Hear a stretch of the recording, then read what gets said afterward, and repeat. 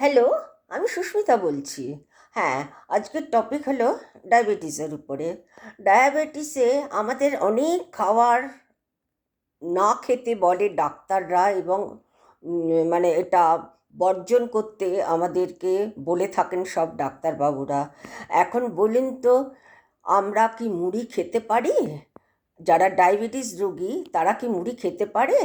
না, মুড়িটা খেতে ডাক্তাররা বারণ করছে। তার কারণটা হলো, চালের মধ্যে যে সাদা চাল, মানে চাল বলুন, চালের থেকে যে তৈরি যে কটা জিনিস, চিড়ে, মুড়ি এবং ভাত যেগুলো হয়, সেগুলোতে কার্বোহাইড্রেটের পরিমাণ এত বেশি যে ওগুলো খেলে আমাদের শরীরে শর্করার মাত্রা বেড়ে যাবে এবং ডায়াবেটিস যথেষ্ট পরিমাণে বেড়ে যাবে। সেই কারণে বলছে যে মুড়িটা আপনারা খাবেন না।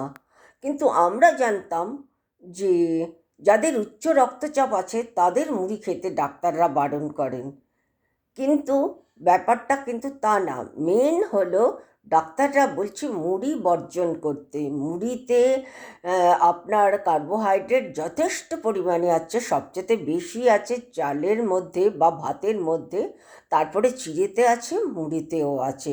সেই জন্য ডাক্তাররা মুড়ি খেতে আমাদের নিষেধ করেন, অর্থাৎ যারা ডায়াবেটিস রোগী তাদেরকে মুড়ি খেতে নিষেধ করেন।